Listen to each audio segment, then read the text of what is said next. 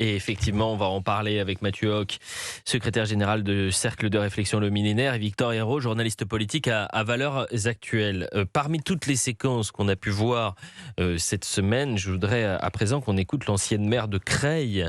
Elle s'appelle Sophie Doury-Lenner, elle est du Parti Socialiste et elle affirme avoir été traitée de mécréante à l'issue des résultats du second tour des élections municipales. Écoutez. Ce que j'ai vécu lors de ce deuxième tour. Cette ex-maire de Creil, donc Sophie Doury-Lenner, bénéficie désormais d'une protection policière. Écoutez-la. Ce que j'ai vécu lors de ce deuxième tour. Qu'est-ce qui s'est passé ?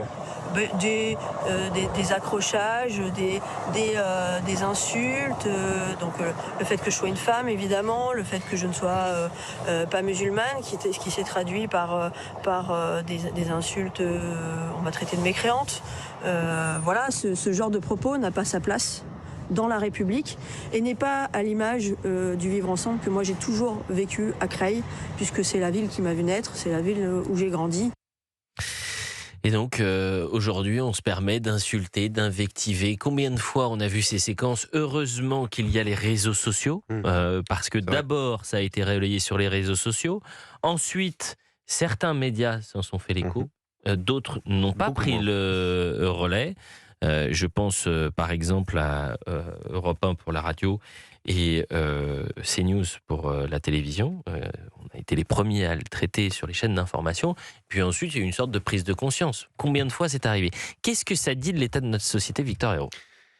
Je crois n'avoir jamais vu ça dans aucune élection municipale de ma vie. Alors, je sais que j'ai 25 ans, je suis un peu jeune, mais je veux dire, je pense que des scènes aussi récurrentes et aussi nombreuses dans des petites villes, dans des grandes villes, de maires sortants agressés.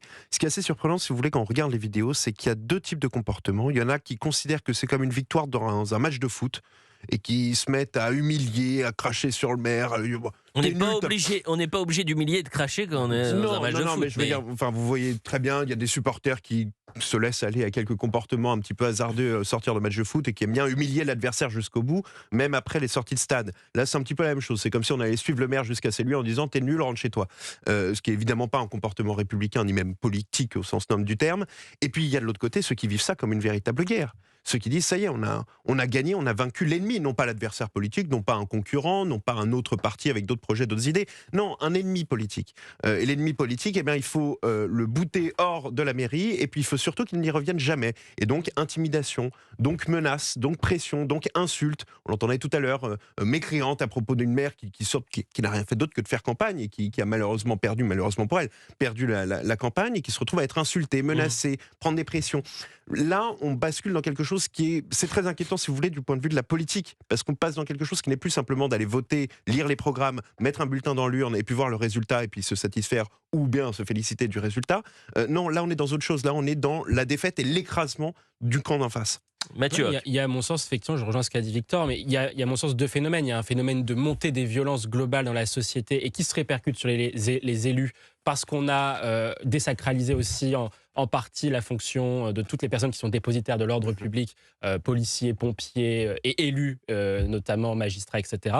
Et il faut rappeler quand même qu'avant le premier tour des élections municipales, c'était plus d'un maire sur deux qui ne souhaitait pas se représenter, considérant justement cette envolée des violences contre les élus. Et puis il y a un deuxième phénomène que l'on voit et qui est justement, et concomitamment, et là je cite un peu le travail de Lucas Jakubowicz, le journaliste qui a écrit le tabou religieux sur le vote français, et qui montre que justement que dans un certain nombre de villes qui ont été gagnées par la France insoumise, on s'aperçoit de plus en plus de logique d'entrisme et de séparatisme, avec justement des personnes qui se revendiquent de la religion musulmane et qui utilisent des codes, notamment le fait de traiter les gens de mécréants, de s'attaquer aux apostats, etc., alors même qu'ils sont engagés sur le terrain politique, en utilisant la religion comme vecteur d'entrisme pour justement ensuite après disqualifier des adversaires politiques qui ne devraient pas être des ennemis.